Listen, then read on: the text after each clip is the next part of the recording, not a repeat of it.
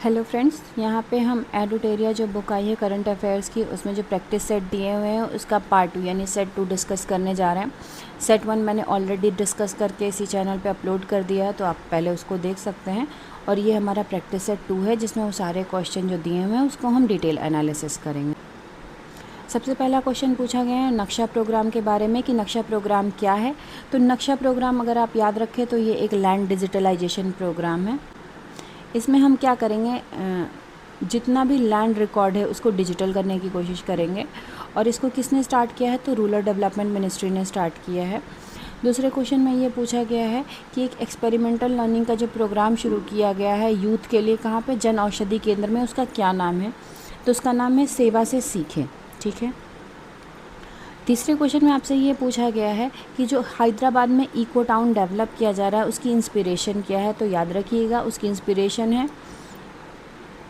कीताक्युशु, जो कि जापान में है। ठीक है। नेक्स्ट क्वेश्चन में अगर हम बात करें तो हमें ध्रुव पॉलिसी के बारे में बताया गया है कि ये ध्रुव पॉलिसी किस डिपार्टमेंट की है, तो याद रखिए डिपार्टमेंट ऑफ पोस्ट ने लॉन्च की है।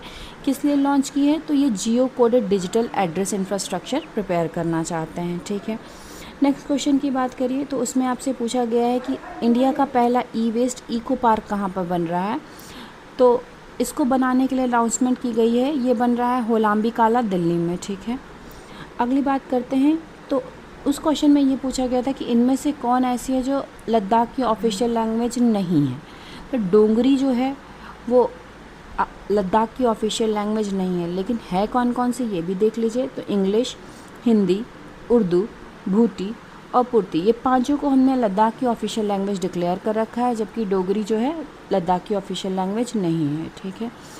नेक्स्ट क्वेश्चन में हमसे पूछा गया है कि प्रेसिडेंट द्रौपदी मुर्मू ने जो ये इशू किया है क्या, लद्दाख रिजर्वेशन रेगुलेशन एक्ट 2025, ये किस आर्टिकल को यूज़ करके इन्होंने इशू किया है, तो याद रखिएगा हमारे कॉन्स्टिट्यूशन में एक आर्टिकल है 240 जो कि पार्ट 8 में आता है। ये आर्टिकल जो है प्रेसिडेंट को ये पावर देता है कि ये यूनियन टेरिटरी को रेगुलेट कर सकते हैं, और इसी आर्टिकल का यूज़ करके प्रेसिडेंट द्रौपदी मुर्मू ने लद्दाख रिजर्वेशन रेगुलेशन एक्ट 2025 को बनाया है। ठीक है। नेक्स्ट अगर हम बात करें तो आम लाइसेंस देने की बात की जा रही है। कहाँ पे, आसाम में। यानी आसाम गवर्नमेंट ने ये कहा है कि वो लोग जो बॉर्डर एरियाज़ में या सेंसिटिव एरियाज़ में रहते हैं और असम के इंडिजिनस सिटीजन्स हैं, उनको हम क्या करेंगे, सेल्फ डिफेंस के लिए आम लाइसेंस देंगे। ठीक है। अच्छा, ये बिहार से स्पेशल रिलेटेड न्यूज़ है।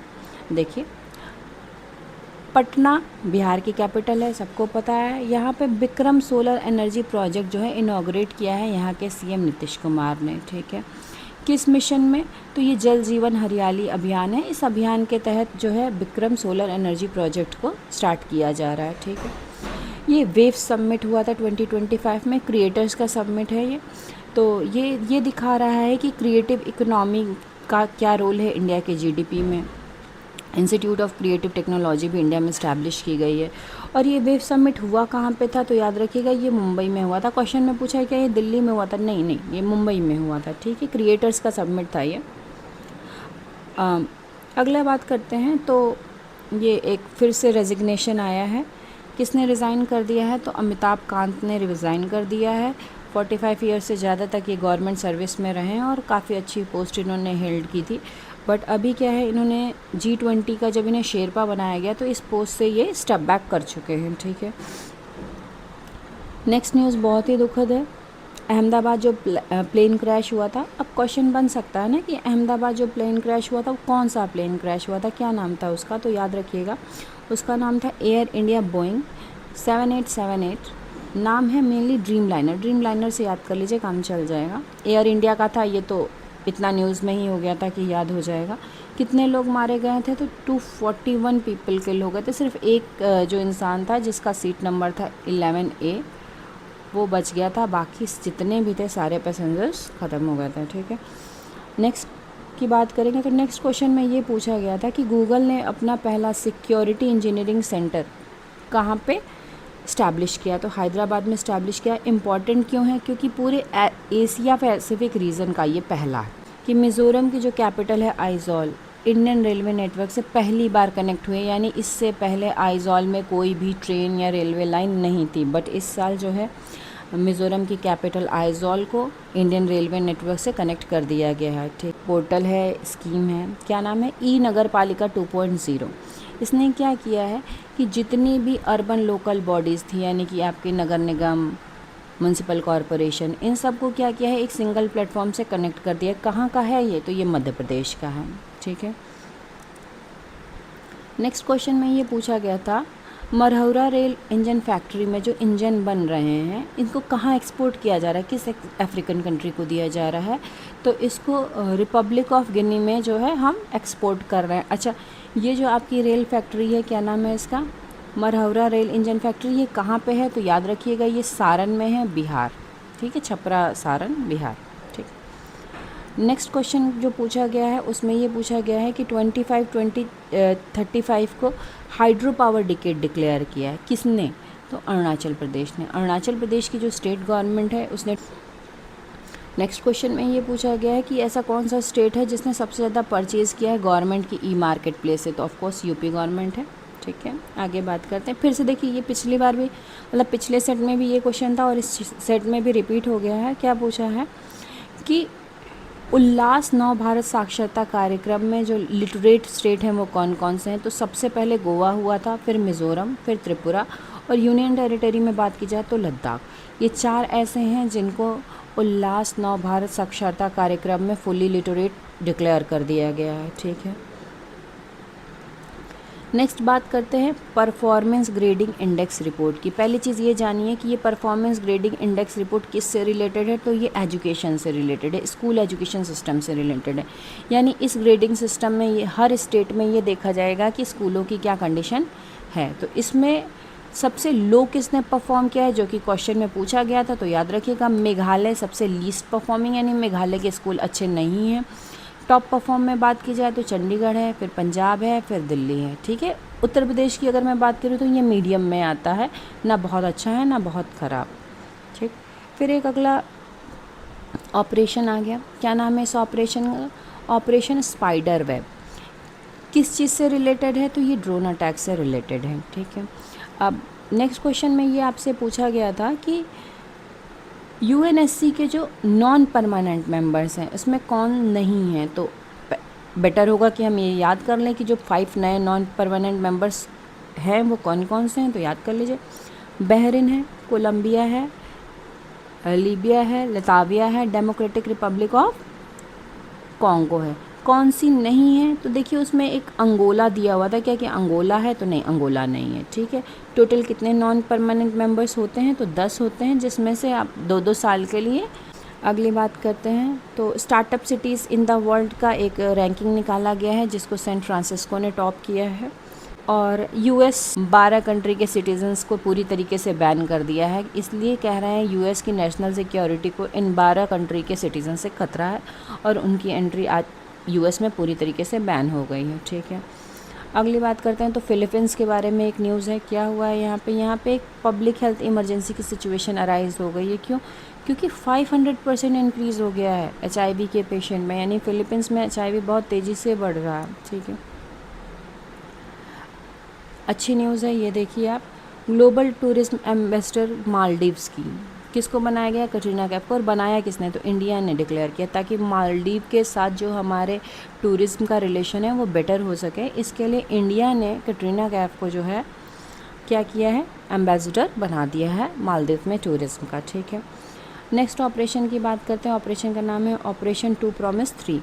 किसने किया है, ईरान ने किया है। किस पे किया है, वो जो इजराइल ने अटैक किया था ना ईरान के न्यूक्लियर पावर स्टेशन पे, तो उसके अपोज में इन्होंने जो है ऑपरेशन 2 प्रॉमिस 3 लॉन्च किया है। एक फेस्टिवल है पोषण पोया फेस्टिवल। क्या नाम है, पोषण पोया फेस्टिवल। कहाँ का है, श्रीलंका का। अच्छा, क्यों मनाया जाता है, क्योंकि 2000 साल पहले इसी टाइम पे बुद्धिज़्म जो है वो श्रीलंका में इंट्रोड्यूस हुआ था और उसी को कमेमोरेट करने के लिए ये एक फेस्टिवल बनाते हैं जिसका नाम है पोषण पोया फेस्टिवल। ठीक है, नेक्स्ट जो है वो यूनिवर्सिटी रैंकिंग का क्वेश्चन था। इसमें ये पूछा गया है कि QS वर्ल्ड यूनिवर्सिटी रैंकिंग में टॉप किसने किया है, तो IIT दिल्ली ने टॉप किया है। नेक्स्ट फिर इंडेक्स से रिलेटेड क्वेश्चन है कि ग्लोबल लिवेबिलिटी इंडेक्स जो आई है 2025, इसमें सबसे अच्छा मोस्ट लिवेबल सिटी कौन सा है, तो कोपेनहेगन है। ठीक है। क्लाइमेट परफॉर्मेंस इंडेक्स में इंडिया की रैंकिंग पूछी गई। देखिए रैंकिंग से रिलेटेड जितने भी क्वेश्चन है वो इम्पॉर्टेंट है, एक क्वेश्चन तो आता ही है पेपर में, और आप कोई भी एग्ज़ाम दे लीजिए उसमें एक या दो, जिसमें भी जीएस करंट अफेयर पूछा जाएगा उसमें ये क्वेश्चन आते हैं। ठीक है। नेक्स्ट क्वेश्चन की अगर हम बात करें तो चाइना ने एक नया रडार जो है सिस्टम डेवलप किया है, क्या नाम है इसका, साइलेंस रडार सिस्टम। इसी पे क्वेश्चन आया है कि ये किस कंट्री ने जो है डेवलप किया है। ठीक है। अच्छा, उत्तर प्रदेश से रिलेटेड एक इम्पॉर्टेंट न्यूज़ है, क्या है, इस पे क्वेश्चन बनाया हुआ है कि इसरो ने जो है अपना जो है पहला लॉन्च स्टेशन जो है बनाया है यूपी में, कहाँ पे, कुशीनगर में बनाया है। ठीक है। नेक्स्ट हम बात करेंगे तो ये है CONX-3, ये क्या है। कभी कभी कुछ एक्सरसाइजेज होती हैं जो नाम से इम्पॉर्टेंट होती हैं, उसी में से एक ये थी, तो याद रखिए ये न्यूक्लियर इमरजेंसी के लिए एक एक्सरसाइज है। कहाँ पे हो रही है, तो रोमानिया में हो रही है। और कौन करवा रहा है, तो एटॉमिक एनर्जी एजेंसी करा रही है। अब जल्दी से आप मुझे इंटरनेशनल एटॉमिक एनर्जी एजेंसी का जो हेडक्वार्टर है वो कहाँ पे है वो मुझे कमेंट करके बताइएगा। ठीक है। नेक्स्ट वापस से हमारे पास एक पर्सनालिटी है जिसके बारे में क्वेश्चन पूछा गया है। अब इनका नाम है प्रदीप नरवाल। ये क्या है, तो ये कबड्डी प्लेयर है। कौन सी टीम से खेलते हैं, पटना पायरेट्स से खेलते हैं। और इन्होंने क्या किया, अभी रिसेंटली जो है अपना कबड्डी प्रीमियर लीग जो होता है उसमें से अपना रिटायरमेंट अनाउंस कर दिया है। ठीक है। अब ये भी इम्पॉर्टेंट न्यूज़ है, बहुत पॉपुलर रही है। डी गुकेश जो हैं इन्होंने वर्ल्ड चैम्पियन मैग्नस कार्लसन को जो है चेस टूर्नामेंट में डिफीट कर दिया है। सवाल ये है कि चेस टूर्नामेंट हुआ कहाँ था, नॉर्वे में हुआ था। ठीक है। नेक्स्ट क्वेश्चन में ये पूछा गया है कि जो आईसीसी वुमेन वनडे क्रिकेट होना है वर्ल्ड कप 2025 का, इसको होस्ट कौन करेगा, तो दो कंट्रीज़ होस्ट करने वाली हैं, पहली इंडिया और श्रीलंका। याद रखिएगा ये वुमेन्स वर्ल्ड कप की बात हो रही है। ठीक है। साहित्य अकादमी का युवा पुरस्कार मिला है, किसको मिला है, तो परवेश यादव को मिला है। और क्यों मिला है, तो एक इन्होंने हिंदी पोइट्री का कलेक्शन लिखा था, क्या नाम है उसका, फिर उगना। याद रख लीजिए ये क्या है, ये हिंदी पोइट्री कलेक्शन है। नेक्स्ट इम्पॉर्टेंट क्वेश्चन की अगर हम बात करें तो ये हमारा किससे रिलेटेड है, ये हमारा वक्फ अमेंडमेंट एक्ट से रिलेटेड है, इम्पॉर्टेंट है, इससे क्वेश्चन बन सकता है। और जो क्वेश्चन बनेगा वो स्टेटमेंट फॉर्म में बनेगा, इसलिए स्टेटमेंट को ध्यान से याद कर लीजिए, तुक्का लगाने से काम नहीं चलेगा। तो पहली बात जो बताई गई है वो ये बताई गई है कि कोई भी व्यक्ति जो होगा वो किसी भी प्रॉपर्टी को वक्त तभी डिक्लेयर कर सकता है जब वो प्रॉपर्टी का लीगल ओनर हो। यानी कोई भी पर्सन जो लीगली ओन करेगा सिर्फ उसी को अब ये राइट है कि वो उस प्रॉपर्टी को वक्त में दे सकता है। ठीक है। अगर डिस्प्यूट होने की बात होती है तो स्टेट गवर्नमेंट एक पर्सन को अपॉइंट करेगी जो उस मैटर को पूरा इन्वेस्टिगेट करेगा। ठीक है। तीसरा इम्पॉर्टेंट पॉइंट क्या है कि 2 वुमेन मेंबर ज़रूरी हैं, किसमें, सेंट्रल वक्फ काउंसिल में। ठीक है। ये वुमेन एम्पावरमेंट समझ लीजिए आप। और एक पोर्टल बना दिया गया है, क्या है, उम्मीद सेंट्रल पोर्टल, ताकि क्या करे, जितने भी प्रॉपर्टी है वक्त से रिलेटेड इसको मैनेज किया जा सके। इस पोर्टल को लॉन्च किसने किया है, किरण रिजिजू ने किया है। अब आप मुझे कमेंट करके बताइए कि किरण रिजिजू कौन सा पोर्टफोलियो गवर्नमेंट में संभालते हैं। ठीक है। 2 और है, उसके बाद ये सेट ख़त्म हो जाता है। तो एक स्पेशल पीएचडी एडमिशन कैंपेन चलाया है ST/SC स्टूडेंट्स के लिए, किसने, IIT दिल्ली ने, ताकि हायर एजुकेशन में जो है ST/SC का जो है इंक्लूजन बढ़ सके। और एक इंटरनेशनल रिलीजियस फ्रीडम समिट हुई है, कहाँ पे हुई है, ये नायरोबी में हुई है, केन्या में। आई होप आपको ये करंट अफेयर्स बहुत अच्छे लगे होंगे, एग्ज़ाम में बहुत हेल्पफुल होंगे। तो thank you and all the best for your examinations. तो मिलते हैं नेक्स्ट वीडियो में जिसमें हम सेट 3 सॉल्व करेंगे।